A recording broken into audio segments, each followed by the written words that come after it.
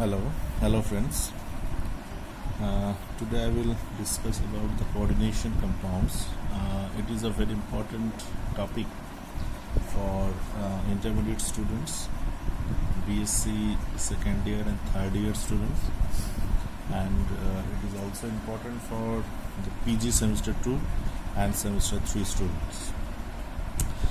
तो ये जो कोऑर्डिनेशन कंपाउंड्स है इसके अंदर mainly four types of theories are there. First one is the valence bond theory, second one is the crystal field theory, third one is the ligand field theory and the fourth one is the molecular orbital theory. तो MOT या molecular orbital theory के बारे में already हम लोग discuss कर चुके हैं. Now today I will mainly discuss about the valence bond theory. So in the valence bond theory, according to this theory, the metal atom or ion under the influence of ligands can use its n-1d,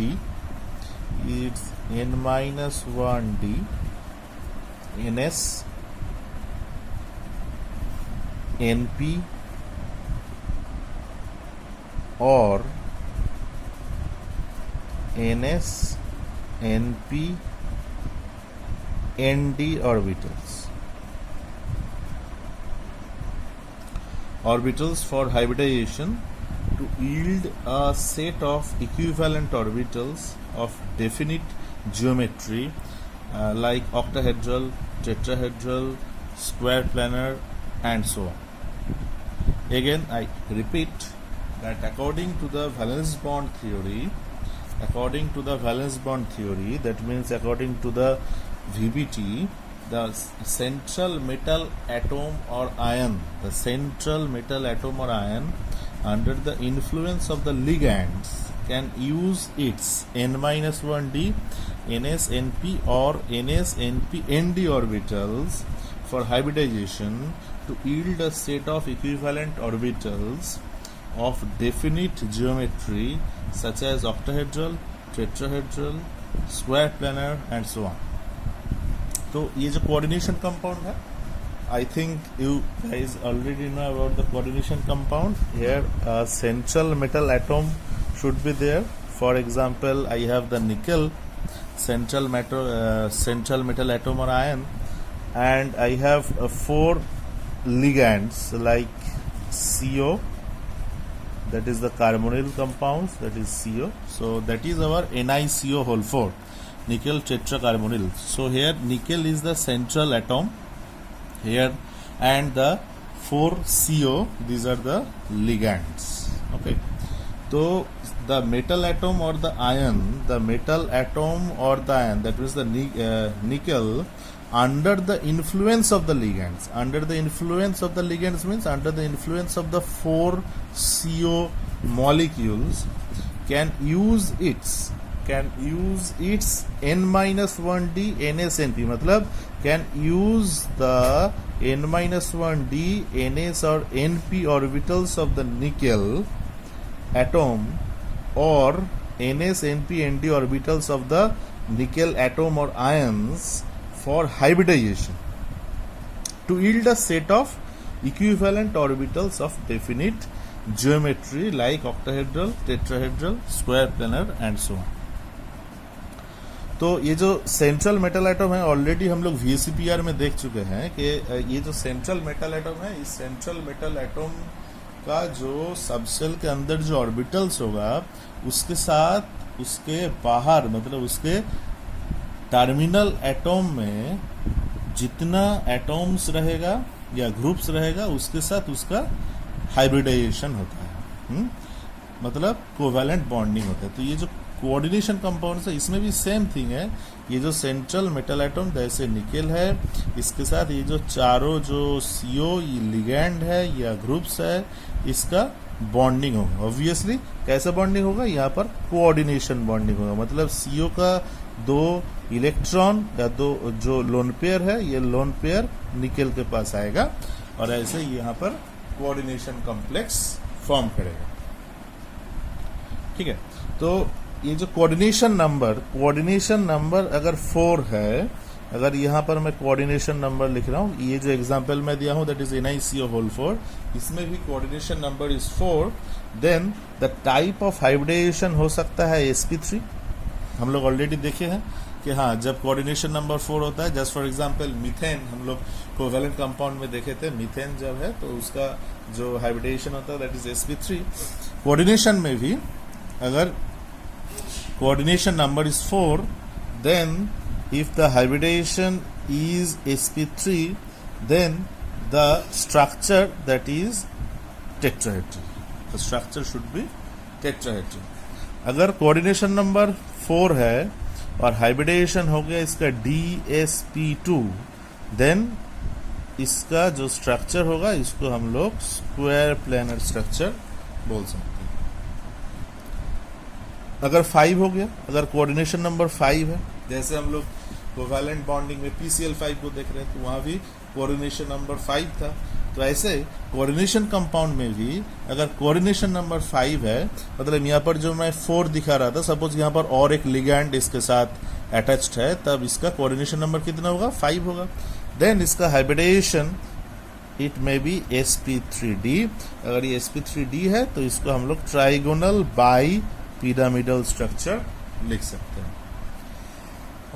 और एक भी हम लोग example दिखाते हैं। अगर coordination number 6 हो गया in case of the coordination compounds, तो इसका हाइब्रिडाइजेशन हम लोग sp3d2, ये हम लोग मेनली कोवैलेंट बॉन्डिंग में देखे थे। अभी और एक हाइब्रिडाइजेशन भी देखेंगे जिसको हम लोग d2sp3 बोलते हैं। तो अगर 6 है तो इसके sp3d2 भी हो सकता है और d2sp3 भी हो सकता है, और इसका स्ट्रक्चर क्या होगा? दोनों मिला के इसका स्ट्रक्चर हम लोग ऑक्टाहेड्रॉन बोल सकते हैं। ठीक है, तो मेनली यहाँ पर जो हम लोग VVT के बात कर रहे हैं, that is the valence bond theory के बात कर रहे हैं। यहाँ पर क्या हो रहा है? यहाँ पर जो सेंट्रल मेटल एटॉम और आयन होगा, उसके साथ ये जो लिगेंड्स है 4 या 5 या 6 जो लिगेंड्स होगा उसके हिसाब से उसका कोऑर्डिनेशन नंबर होगा, उसके साथ इसका बॉन्डिंग होगा। ठीक है, इसका कोऑर्डिनेट बॉन्ड बनेगा, और कोऑर्डिनेट बॉन्डिंग के लिए क्या चाहिए? ऑब्वियसली हाइब्रिडाइजेशन चाहिए। तो उस हाइब्रिडाइजेशन अगर sp3 है तो ये इसका जो स्ट्रक्चर होगा दैट इज टेट्राहेड्रल। अगर dsp2 है तो इसका स्ट्रक्चर होगा स्क्वायर प्लेनर। अगर 6 कोऑर्डिनेशन नंबर है, हाइब्रिडाइजेशन sp3d2 और d2sp3 हो सकता है, तो उसके लिए होगा ऑक्टाहेड्रॉन। जस्ट एक मैं सिंपल एक एग्जांपल देके इसको एक्सप्लेन करता हूँ। सपोज ये जो NiCO होल 4 है, ऐसे ही मैं और एक मॉलिक्यूल दिखा रहा हूँ। एक for example the example is NiCl4 2-। The example is NiCl4 2-। तो ये जो NiCl4 2- होगा, इसका स्ट्रक्चर कैसे होगा? ठीक है, क्वेश्चन ऐसा आएगा कि NiCl4 2- इसका स्ट्रक्चर क्या होगा? स्ट्रक्चर मतलब ऑब्वियसली इसका मैं देख रहा हूँ यहाँ पर जो सेंट्रल मेटल इज निकल और यहाँ पर 4 Cl है, मतलब इसका जो लिगेंड है, लिगेंड का नंबर कितना है? 4। तो अगर लिगेंड का नंबर 4 है तो कोऑर्डिनेशन नंबर 4 हो गया, तो इसका टेट्राहेड्रल हो सकता है और स्क्वायर प्लेनर हो सकता है। इसमें से कौन सा स्ट्रक्चर है? तो वैलेंस बॉन्ड थ्योरी में और एक इंपॉर्टेंट थिंग है, that is the magnetism. That is also very very important in case of the valence bond theory. If you don't know the magnetism of the coordination compound, we cannot predict the structure of that coordination compound by using the valence bond theory. Okay, that is a very important point. तो magnetism मतलब हम लोग mainly 2 types magnetism जानते हैं, that is paramagnetism and another one is the diamagnetism. Paramagnetism का मतलब क्या है? पैरामैग्नेटिज्म का मतलब हो गया दैट इज आवर पैरामैग्नेटिक जो कॉम्प्लेक्स होगा उसका म्यू का value that is not equal to 0। मतलब इसका ये जो कंपाउंड होगा इसमें एक परमानेंट डाइपोल मोमेंट रहेगा। बट डायमैग्नेटिक का मतलब क्या है? इसका dipole moment is 0, that is mu is equal to 0। तो वीवीटी में इसका एक मेन ड्रॉबैक यही है कि अगर मैं वीवीटी से कोई कंपाउंड का स्ट्रक्चर प्रेडिक्ट कर रहा हूं तो उसमें मेन चीज क्या है, उसका मैग्नेटिज्म ऑब्वियसली गिवन होना चाहिए। तो उसका क्या मैग्नेटिज्म है ये चीज दे देना चाहिए क्वेश्चन में, तभी हम लोग by using valence bond theory हम लोग लिख सकते हैं कि उसका स्ट्रक्चर क्या है। तो ये जो NiCl4 2- के मैं बात कर रहा हूं, मैं इसमें तुम लोगों को बोल देता हूं कि ये जो NiCl4 2- है that is a paramagnetic complex. Okay, that is a paramagnetic complex. Paramagnetic complex मतलब इसका म्यू का value is not equal to zero. Not equal to zero का मतलब क्या है कि इसके अंदर अनपेयर्ड इलेक्ट्रॉन रहेगा, और डायमैग्नेटिक का मतलब है इसमें ऑब्वियसली पेयर्ड इलेक्ट्रॉन है। पेयर्ड इलेक्ट्रॉन है इसलिए इसका म्यू का वैल्यू जीरो हो गया। पेयर्ड मतलब दोनों इलेक्ट्रॉन साथ साथ रहेगा, अनपेयर्ड मतलब सपोज यहाँ पर अनपेयर्ड इलेक्ट्रॉन है ऐसे, ठीक है। ये जो NiCl4 2- है मैं इसमें लिख देता हूँ कि that is our paramagnetic complex. तो ये अगर पैरामैग्नेटिक है तो अभी उसका स्ट्रक्चर क्या है। तो हम लोग इसको जैसे हम लोग दिखाए थे in VSEPR and after that hybridization में कैसे हम लोग हाइब्रिडाइजेशन दिखा सकते हैं कोई भी कोवैलेंट मॉलिक्यूल का, कोऑर्डिनेशन कंपाउंड में भी हम लोग ऐसे ही कोशिश करते हैं, ठीक है। तो फर्स्ट हम लोगों के पास है निकल का at the ground state of निकल what would be the electronic configuration. We know that the atomic number of the nickel is 28, so core argon, then we have to write that 3d 8 4s2, ठीक है, it is our 3d8 4s2। But यहाँ पर निकल Cl4 2- तो obviously निकल 2+ में है, तो निकल अगर 2+ में रहेगा तो इसके लिए होगा core argon then 3d8 4s2 का जो 2 इलेक्ट्रॉन है ये निकल जाएगा, तो ये स्ट्रक्चर होगा। तो यहाँ पर 1 2 3 4 5 6 7 8, so that is the electronic configuration of Ni2+ ion. अभी क्या होगा, ये Ni2+ होगा। अभी इन्फ्लुएंस ऑफ द लिगेंड्स हम लोग देखेंगे, मतलब Ni2+ मेरा सेंटर में है, अभी 4 Cl- लिगेंड बाहर से निकेल 2+ के पास आ रहा है, ठीक है। तो ये 4 Cl- जब आएगा निकेल 2+ के पास में, तो उस 4 Cl- का इन्फ्लुएंस में निकेल 2+ में क्या चेंज होगा ये हम लोगों को देखना है। तो हम लोग देख सकते हैं कि यहाँ पर जो Ni2+ है, in our question they have already mention that is a paramagnetic complex. तो मैं सीधा यहाँ पर हाइब्रिडाइजेशन लिख रहा हूँ।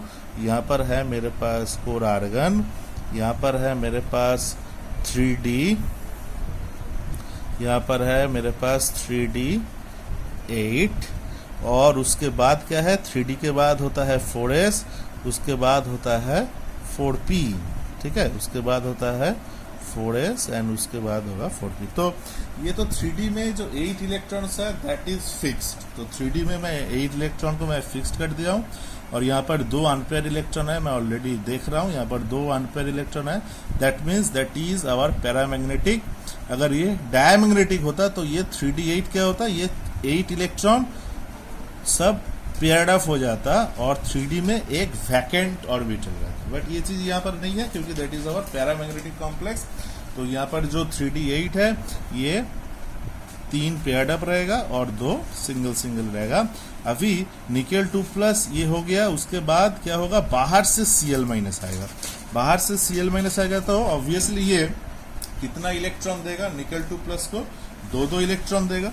तो जस्ट यहाँ पर मैं 2 इलेक्ट्रॉन के लिए यहाँ पर हो गया एक Cl- दे दिया ये 2 इलेक्ट्रॉन, और एक Cl- अनदर वन। तो यहाँ पर क्या हो गया, 4 Cl- 2 करके इलेक्ट्रॉन निकेल 2+ को दे दिया है। जैसे हम लोग यहाँ पर दिखा रहे थे, CO के पास जो लोन पेयर है, मतलब 2 इलेक्ट्रॉन है, 2 इलेक्ट्रॉन ये निकेल को दे रहा था, तब ना कोऑर्डिनेशन कंपाउंड बनेगा। तो ऐसे ही यहाँ पर जो Cl माइनस जो था, ये Cl माइनस क्या किया, ये 4 यहाँ पर दे दिया, ठीक है, 4 दे दिया। तो इसका हाइब्रिडेशन क्या होगा, तो ऑब्वियसली यहाँ पर हम लोग देख रहे हैं कि 4 Cl माइनस निकेल 2 प्लस को दे दिया है, उसका हाइब्रिडेशन हो गया sp3। एक S है, यहाँ पर 3p है, तो ऑब्वियसली इसका हाइब्रिडेशन हो गया sp3। sp3 हाइब्रिडेशन मतलब हम लोग ऑलरेडी डिस्कस किए हैं, sp3 का मतलब हो गया that is our tetrahedral complex. तो अगर ऐसा कभी क्वेश्चन आ गया तो हम लोग को लिखना है कि NiCl4 2 minus, that NiCl4 2 minus that is actually a paramagnetic compound and the hybridization of that complex is sp3 and that's why it is a tetrahedral complex। okay, तो ये एक एग्जांपल हम लोग NiCl4 2 माइनस के दिखाए। Next और एक example हम लोग दिखाते हैं, तो और एक एग्जांपल हम लोग दिखाते हैं, that is the example of NiCN4 2 minus. तो यहाँ पर जस्ट लास्ट एग्जांपल में हम लोग NiCl4 दिखाए थे, chlorine, now cyano that is Cn। इसके लिए क्या होगा, तो जैसे मैं बोल रहा था इसमें मैग्नेटिज्म इज वेरी इंपॉर्टेंट, तो इसका जो मैग्नेटिज्म है ये हम लोगों को पहले बोलना चाहिए, दे देना चाहिए। तो मैं इसका जो मैग्नेटिज्म मैं दे देता हूं, that is it is a diamagnetic compound. Okay, that is it is a diamagnetic compound. तो जैसे हम लोग देख रहे थे कि निकेल एट ग्राउंड स्टेट जो है दैट इज 3D8 4s2, यहाँ पर NiCl4 2 माइनस मतलब ये भी 2 प्लस में है, तो निकेल 2 प्लस हम लोग देख रहे हैं, that is core argon and then after that it is 3D8। तो 1 2 3 4 5 6 7 8 that is for Ni2 plus. But जब Cn माइनस जब लिगैंड आएगा तो इसका जब हम लोग इन्फ्लुएंस को स्टडी करेंगे, Cn माइनस लिगैंड्स के साथ Ni2 प्लस में क्या चेंजेस हो रहा है, इसका मतलब क्या होगा, इसका हम लोग हाइब्रिडेशन को मेनली देखेंगे, ठीक ना, मेनली हम लोग इसका हाइब्रिडेशन को देखेंगे। तो यहाँ पर बोल दिया है कि that is our diamagnetic, that means यहाँ पर आर्गन हो गया, तो द डायामैग्नेटिक का मतलब यहाँ पर 8 जो इलेक्ट्रॉन्स है that should be paired up, तो ये पेयर्ड अप हो गया, ठीक है। तो ये जब पेयर्ड अप हो गया इसका मतलब that is our 3D, but अभी भी एक D है, दैट इज आवर D, उसके बाद S है, उसके बाद PV है मेरे पास, so that is also 3D, that is 4s and that is our 4p। तो यहाँ पर मेन चेंजेस क्या देख रहे हैं, दैट इज आवर डायामैग्नेटिक, ठीक है, NiCN4 2 minus that is our diamagnetic, ये हम लोग को बोल दिया है। तो ऑब्वियसली इसका मतलब यहाँ पर जो 8 इलेक्ट्रॉन्स है that should be paired up, कोई भी अनपेयर्ड इलेक्ट्रॉन नहीं है, ठीक है। तो ये पैरामैग्नेटिक नहीं है, इसलिए कोई भी अनपेयर्ड इलेक्ट्रॉन इसमें नहीं है, ऑल आर पेयर्ड अप। तो हम लोग 8 इलेक्ट्रॉन्स को पेयर्ड अप कर दिए, उसके बाद एक D खाली है, उसके बाद 4s है, उसके बाद 4p है। अभी क्या होगा, Cn माइनस है तो 2-2 करके इलेक्ट्रॉन यहाँ पर आएगा, सो ये 4 हो गया, 4 Cn मेरे पास था, तो इसका मतलब इसका भी जब हाइब्रिडेशन देखेंगे दैट इज DsP2। एक D यूज हुआ है, एक S यूज हुआ है और 2 P यूज हुआ है, इसीलिए इसका हो गया DsP2। DsP2 का मतलब that NiCN4 2 minus that is a square planar complex. Okay, it is clear. तो हम लोग क्या क्या देखे कि NiCl4 2 माइनस, Cl क्लोरीन जब लिए थे that is paramagnetic and tetrahedral structure, NiCN4 2 minus जब लिए that is diamagnetic and square planar, ठीक। अनदर एग्जाम्पल हम लोग लेते हैं, दैट इज NiCO4। जो एग्जाम्पल हम लोग जस्ट इसका एग्जाम्पल जो हम लोग दिखाए थे दैट इज NiCO4। अभी इसका मैं क्या करूंगा, अभी इसका मैं हाइब्रिडेशन और इसका स्ट्रक्चर में मैं आ रहा हूं। तो ऑलरेडी इसका भी मैं मैग्नेटिज्म बोल देता हूं, दैट इसका भी मैग्नेटिज्म है, that is a diamagnetic, that is a diamagnetic 1। Okay, तो NiCO4 इसमें एक इंपॉर्टेंट चीज क्या है, CO that is a carbonyl ligand. तो जब कार्बोनिल लिगैंड होता है तब उसके साथ जो सेंट्रल मेटल उसका ऑक्सीडेशन नंबर इज 0, ओके, क्योंकि CO is a neutral ligand. तो निकल ये 0 स्टेट में है। 0 स्टेट मतलब हो गया core argon, then 3d8 and then 4s2। तो यहाँ पर जो भी इलेक्ट्रॉन है ऑल आर पेयर्ड अप, क्योंकि ये भी डायमैग्नेटिक है। तो निकल जब हाइब्रिडेशन में आएगा, ये जब हाइब्रिडेशन में आएगा मतलब इन्फ्लुएंस ऑफ 4 CO लिगैंड्स जब हम लोग देखेंगे तब क्या होगा, यहाँ पर आर्गन है और यहाँ पर 3d8 4s2 था, तो ये हो गया 3D में 5 orbitals are there in the d subshell. 3d8 4s2 मतलब यहाँ पर ऑल टोटल 10 इलेक्ट्रॉन है, and that 10 electron they should be paired up because this is a diamagnetic complex, and then 4s and 4p3, that is 4s 4p3, that is 3d। then ये CO जो है, CO का 2 electron मतलब एक lone pair आएगा, ठीक। कितना CO है यहाँ पर, 4 CO है, इसीलिए 1 2 3 4 CO क्या किया है, 4 CO निकल जो सेंट्रल मेटल एटम है उसको 2 करके इलेक्ट्रॉन दे दिया है to form the coordination bond और डेटिव बॉन्ड, ओके। तो इसका जो हाइब्रिडेशन होगा, obviously hybridization is sp3, that means that is a tetrahedral complex. तो हम लोग क्या देखें यहाँ पर कि निकल जो मेटल एटम है इसको हम लोग फिक्स रखे हैं, निकल मेटल एटम को हम लोग फिक्स रखे हैं, और हम लोग देखे हैं जब हम लोग NiCl4 2- कर रहे थे तो that is a paramagnetic one and the structure is tetrahedral, okay. But जब हम लोग NiCN4 2- देखे तो that is a diamagnetic one, और इसका स्ट्रक्चर इज स्क्वायर प्लानर, मतलब dsp2 हाइब्रिडेशन हो रहा था। NiCO4 जब हो रहा है इसका डायमैग्नेटिक, इसका मैग्नेटिज्म नहीं है, म्यू का वैल्यू 0 है, डायमैग्नेटिक हो गया, और इसका hybridization is sp3 and the structure is tetrahedral, ठीक है। तो valence bond theory is a very important theory to predict the structure of the coordination compound, but one important thing is that we have to know the magnetism of that compound, otherwise we can't use the valence bond theory to predict the structure of the coordination compound, okay. So that is mainly the valence bond theory which I have discussed here, and in our next class I will discuss about the crystal field theory, that is the CFT। और ये जो VVT का जो main जो drawback है that is the magnetism. अगर हम लोग मैग्नेटिज्म नहीं जानेंगे तो उसका स्ट्रक्चर प्रेडिक्ट नहीं कर सकते हैं। तो ये चीज जो है, इसका जो ड्रॉबैक है, इस ड्रॉबैक को समाप्त करने के लिए ही मेनली क्रिस्टल फील्ड थ्योरी आया था, ठीक है। तो हम लोग crystal field theory next class में डिस्कस करेंगे, ओके।